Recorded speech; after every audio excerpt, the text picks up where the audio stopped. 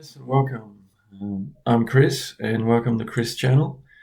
Now we're going to talk a little bit about Boomers versus USA.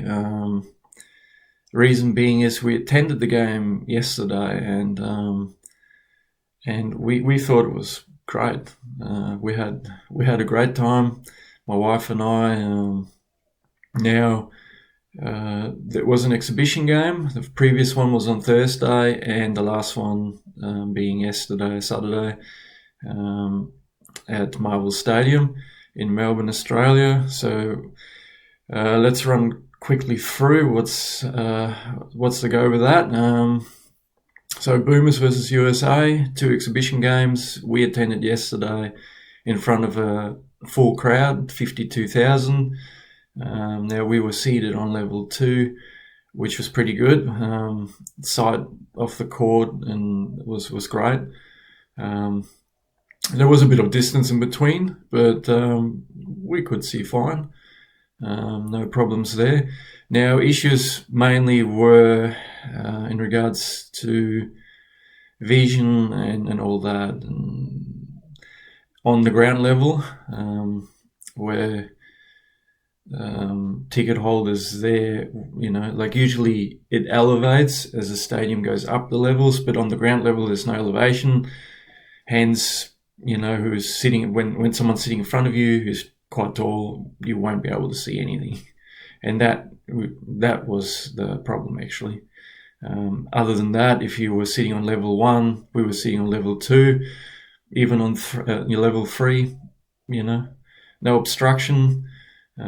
It just becomes a thing with the distance, I guess. That becomes, it becomes harder to see as you go up the levels, I guess. But no, we had a great time. It was a close game.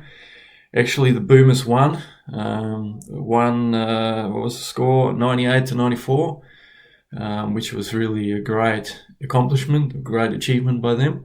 They haven't achieved anything like this for over 50 years against the American team. They haven't had a win, basically. So never won. And the Americans apparently haven't lost a game since 2006, I believe. So in international competition. So they've been undefeated since then.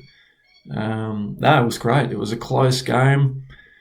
And, you couldn't have wished for a better, more competitive game. I mean, just from the start, I think, having lost the first game, the intensity the Australians came out with it was up to another level. Like the Americans just couldn't match it. I think they were kind of taken by surprise, I guess, like you're the American team, everyone knows that you're so good and you're usually not easily defeated, and you walk away with the win in most circumstances. And that was evidence prior to this. Great game, great achievement. The atmosphere was crazy towards the end when the game was close. Things that stood out for me were the Americans they don't have the power that we used to, the skills, the star power on board. There's a few players like Jason Plumlee. You wonder, like, what is he doing in that lineup, And I know they didn't have much to choose from because a lot of the players didn't want to participate. But you wonder if there were, more suitable players that could have been put into the team. But anyway, players that stood out on the Australian team. Paddy Mills, he scored 30 points. Excellent MVP of the game, probably tournament. I think he had 20-something the previous game. He was brilliant. Really, fantastic game. So Joe Ingles was another player. I think he scored 17 points on Saturday. And then Bogut, he did well. Like the offense was going through him. He was setting picks, rebounding well, assisting well. he did a great job for the team. So whenever he was not in the game, it was noticeable our struggles on the floor. The team was just not running as smoothly as when he was on the floor rather. So Bogut, Ingles, and Paddy Mills, they stood out on this for me for the Australian team. And for the Americans, Kemba Walker, I think he was always going to be their best player. He did well. I think he scored just under 20 points. But other than that, there were no real standouts. Harrison Barnes was pretty good early on in the first quarter, particularly hitting a couple of threes and a couple from deep. Donovan Mitchell was good. But other than that, there wasn't much going on, to be honest. And then inevitably Australia won. They hung on to a narrow lead and by 4 points. So that was great to see at Melbourne for the first time in 52